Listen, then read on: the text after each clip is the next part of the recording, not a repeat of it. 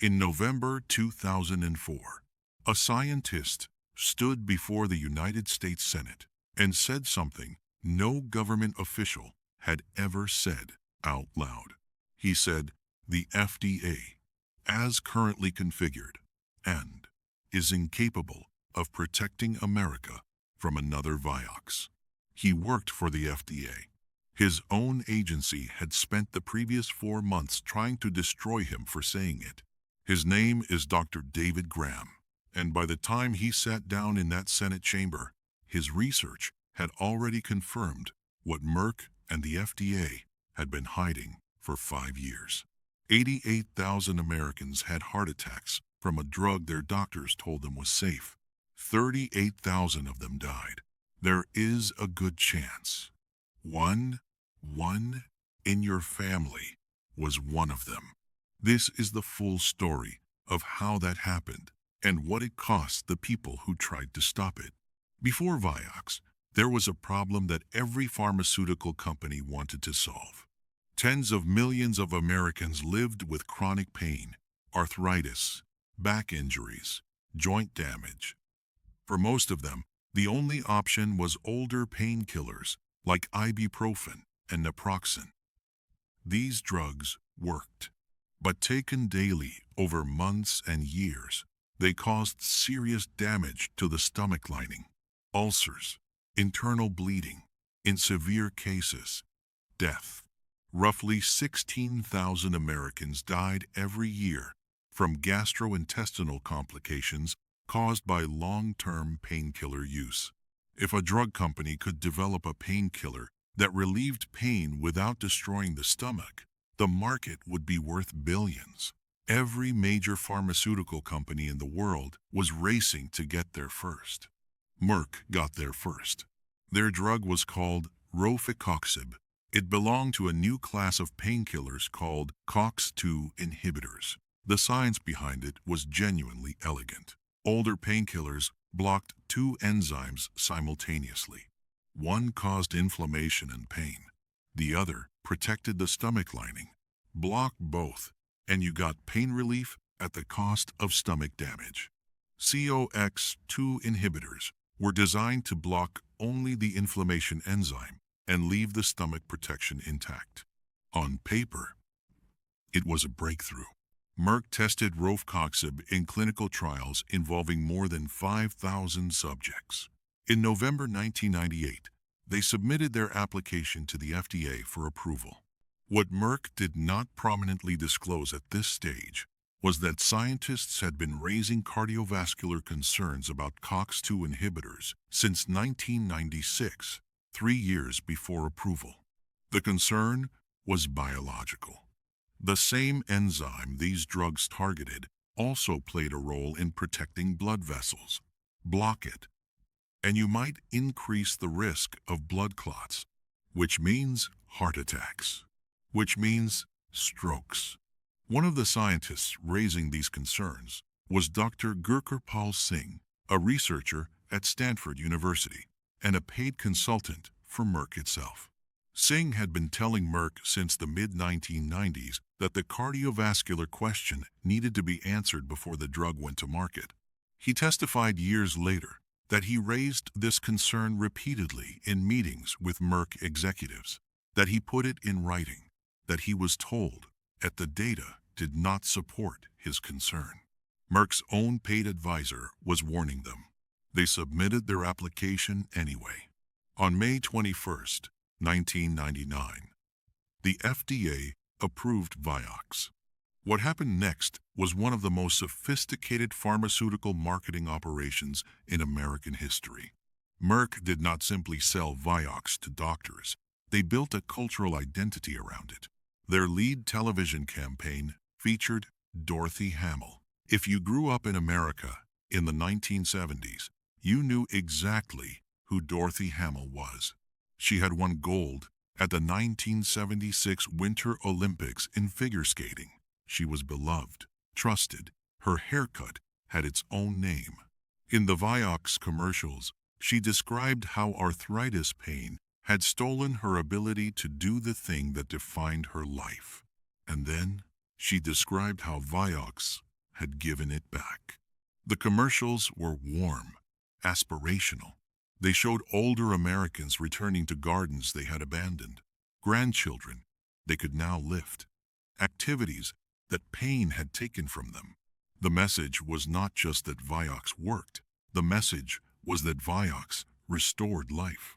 Behind the television campaign was an army of sales representatives conducting what the pharmaceutical industry calls detailing.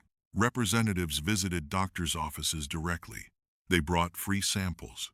They brought clinical data presented in Merck-designed brochures. They brought lunch for entire medical practices. Some studies have estimated that the pharmaceutical industry spent more than $15 billion annually on detailing in the early 2000s. Merck deployed this machine more aggressively for Vioxx than for almost any drug that had come before it. Doctors were busy. Most did not have time to read every clinical study on every drug their patients asked about. They trusted the representatives who came to their offices with summaries. They trusted the peer-reviewed research being published in major medical journals. They believed they were receiving independent scientific information. They were not. Internal company documents later revealed in litigation showed that Merck employees ghostwrote at least 20 scientific articles about Vioxx. These articles were then published in peer-reviewed medical journals under the names of respected academic researchers who had not written them. In 16 of those 20 papers, internal drafts showed a Merck employee as the actual lead author. By the time the papers appeared in print, an outside academic name had replaced theirs. In one draft paper, no outside name had yet been assigned. Merck officials listed the lead author field as simply external author, followed by a question mark. Doctors across America were reading what they believed was independent, peer-reviewed science about Vioxx. They were reading content created by the marketing apparatus of the company that manufactured it. By the end of 1999, doctors had written more than 5 million Vioxx prescriptions, more than 22,000 every single day. By 2003, annual sales had reached $2.5 billion. It was one of the most profitable drugs on Earth. It was also killing people, and Merck already knew. In January 1999, just months before Vioxx was approved, Merck launched a clinical trial called the Vioxx Gastrointestinal Outcomes Research Study, VIGOR. More than 8,000 participants. Half took Vioxx, half took naproxen. The trial was designed to prove what Merck already believed, that Vioxx caused fewer stomach problems than older painkillers. The gastrointestinal results were exactly what Merck hoped for. Vioxx patients had significantly fewer ulcers and less bleeding. The trial was a commercial success before it was even published. But the trial's independent safety monitoring board noticed something else in the data. Patients taking Vioxx, PASS, were having heart attacks at a rate nearly 5 times higher than patients taking naproxen. 5 times. What happened inside Merck when this data appeared is documented in thousands of pages of internal communications later released during litigation. The picture they paint is of a company that understood what the data showed and made a deliberate decision about how to present it. Rather than conclude that Vioxx caused heart attacks, Merck scientists proposed an alternative explanation. They argued that naproxen itself had a cardioprotective effect similar to low-dose aspirin. Under this theory, the difference in heart attack rates was not because Vioxx was dangerous, but because naproxen was unusually protective. This theory was not supported by any independent scientific evidence. Cardiologists at the time said publicly that there was no established basis for naproxen having meaningful heart protection at the doses used in the trial. But it gave Merck a narrative, and they used it. When Merck submitted the VIGOR trial data to the FDA, 3 additional heart attacks that had occurred in Vioxx patients after a specific cutoff date were absent from the submitted dataset. A Merck scientist had removed them before submission. 3 heart attacks deleted from the data submitted to the agency responsible for protecting the American public from dangerous drugs. This was not discovered until years later, when the New England Journal of Medicine compared the published VIGOR study to Merck's original clinical trial database and found the discrepancy. The journal issued a formal expression of concern about the published study, one of the strongest actions a medical journal can take. Meanwhile, Dr. Gurkirpal Singh, the Stanford researcher and Merck consultant who had been raising cardiovascular alarms since 1996, continued to push internally. He attended Merck advisory board meetings. He raised the VIGOR heart attack data directly with company executives. He asked why the cardiovascular findings were not being communicated more prominently to prescribing doctors. Merck removed him from their advisory board. They silenced the scientist they were paying to advise them, because he kept asking the question they did not want answered. Before we go further, it is important to stop and understand what these numbers actually represent. Robert Ernst was 59 years old. He was a produce manager at a Walmart in Texas. He had been taking Vioxx for 8 months for wrist pain. On the morning of May 6, 2001, his wife Felicia woke up and found him dead beside her in bed. He had suffered a fatal heart arrhythmia in the night. He had no prior history of heart disease, no known cardiovascular risk factors. He was the father of 2 children. His family sued Merck. In 2005, a Texas jury found Merck liable for his death and awarded his family $253 million. The verdict was later reduced on appeal, but it was the first major trial verdict in the Vioxx litigation, and it forced the question into public view. Ernst was not alone. As the litigation unfolded, thousands of similar cases emerged.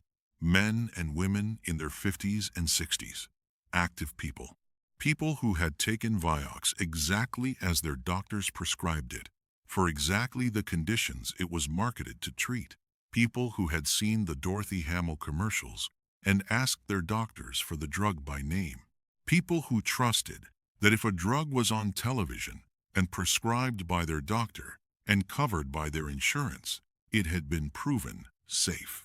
Their doctors had trusted the same things: the peer-reviewed articles, the sales representatives, the FDA approval. Nobody in that chain had been told the truth. David Graham had worked at the FDA for 20 years by the time the VIGOR data became public. He was the Associate Director for Science and Medicine in the agency's Office of Drug Safety. He had a track record. He had previously raised alarms about other drugs that were later withdrawn. He was not new to this. In 2003, Graham began a research project that would become one of the largest real-world drug safety studies ever conducted. He and his team examined the medical records of 1.39 million patients insured through Kaiser Permanente in California. These were not controlled trial participants. These were ordinary Americans who had been prescribed various painkillers by their regular doctors and who had then experienced real-world outcomes. The findings were unambiguous. Patients taking high doses of Vioxx had triple the risk of heart attack and sudden cardiac death compared to patients taking older painkillers. Triple, not a marginal increase that could be explained away. A tripling of cardiac risk in a dataset of nearly 1.4 million people. Graham knew what this meant. He also knew what it would mean to publish it.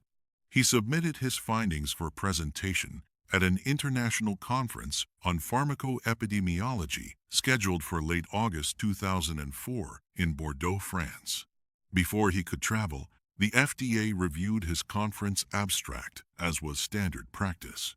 What happened next is documented in internal FDA emails later obtained through congressional investigation. An FDA official sent an internal communication describing Graham's planned presentation as a problem. His recommendation that doctors avoid prescribing high-dose Vioxx was characterized as unnecessary. The email noted that this was particularly problematic given that the FDA itself had funded both the study and Graham's travel to France to present it. Graham went to France anyway. He presented his findings. The international research community received them seriously. Major newspapers began reporting on them. When Graham returned to the United States, the situation inside the FDA had changed.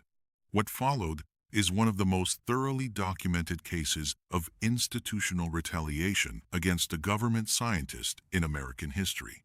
Senator Chuck Grassley of Iowa, the chairman of the Senate Finance Committee, launched a formal investigation into the FDA's treatment of Graham.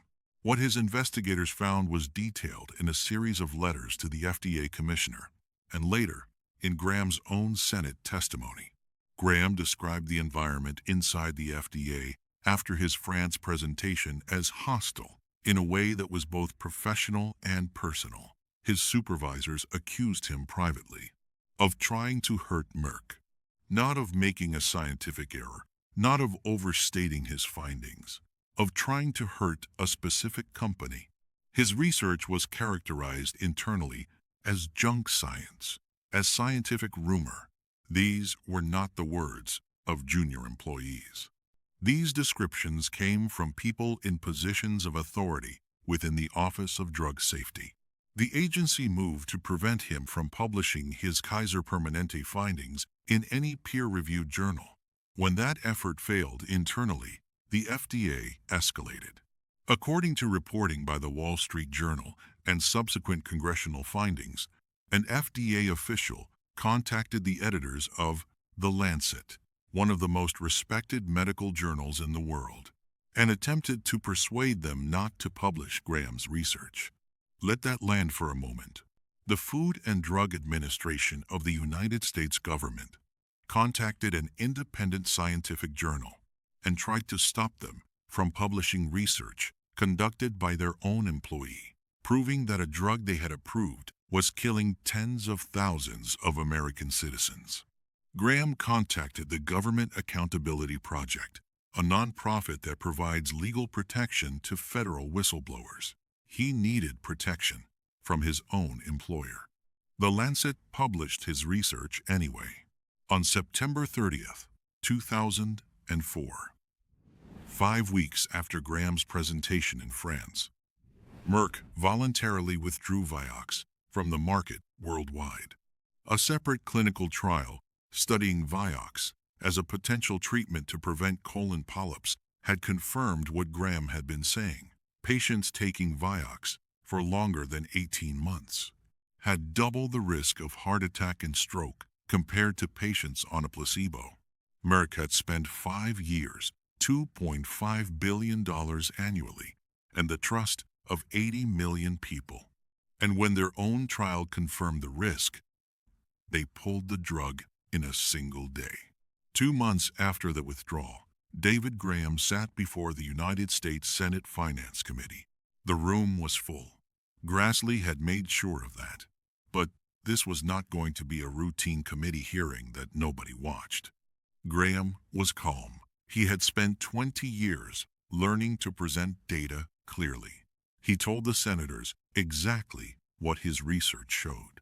Between 88,000 and 139,000 Americans had suffered heart attacks because of Vioxx. 30 to 40% of those heart attacks were fatal. His best estimate was that Vioxx had caused approximately 55,000 premature deaths in the United States alone.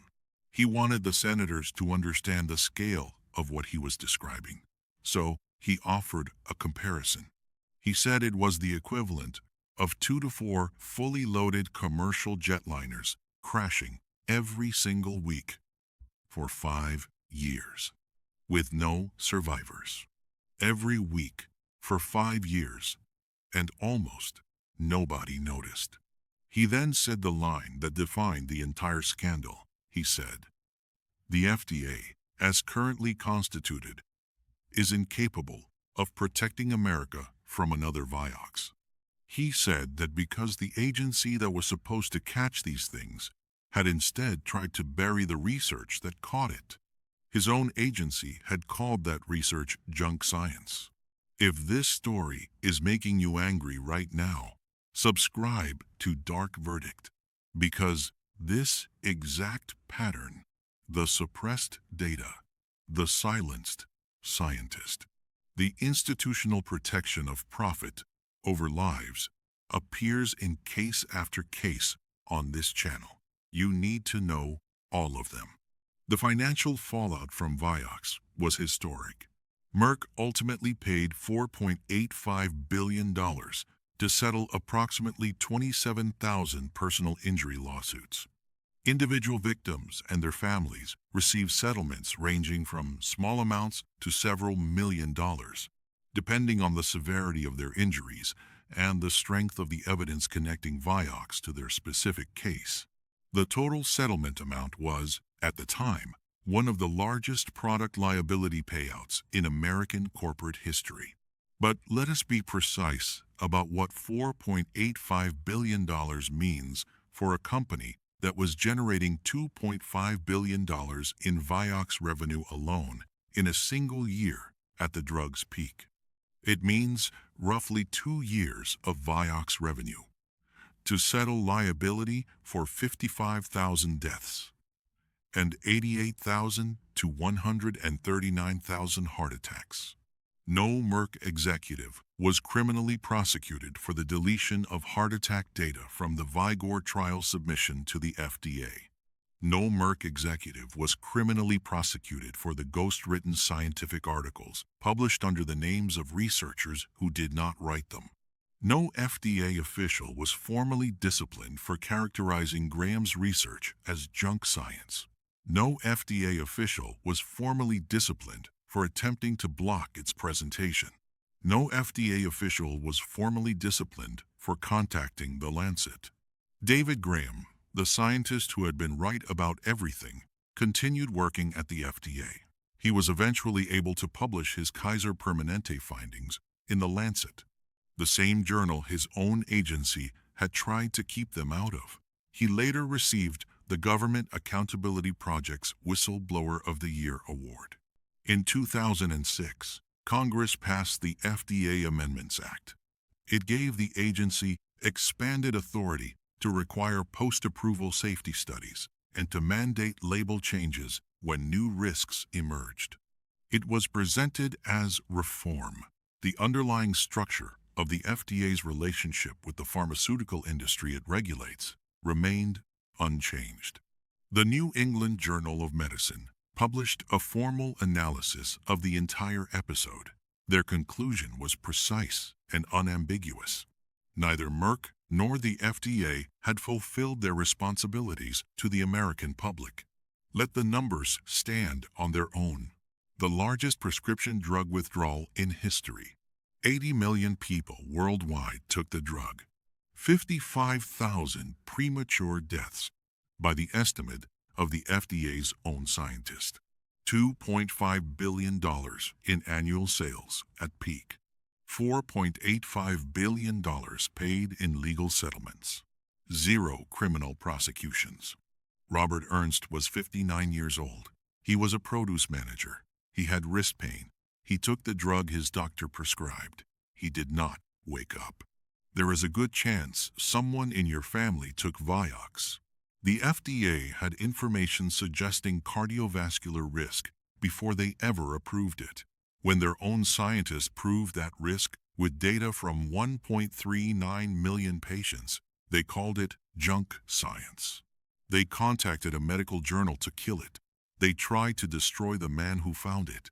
And the people who made $2.5 billion in a single year selling it, paid a settlement, admitted no criminal wrongdoing, and kept operating.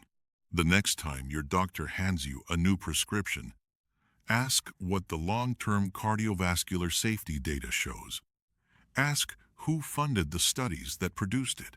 Ask whether any of the peer-reviewed research was written by the company that makes the drug, because David Graham asked exactly those questions about a drug already on the market, inside the very agency that was supposed to be asking them for you, and they tried to destroy him for it.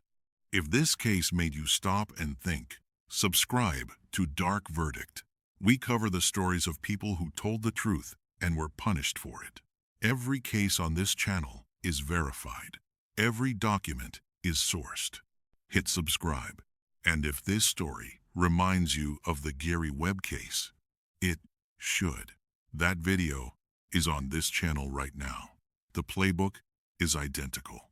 Watch it next.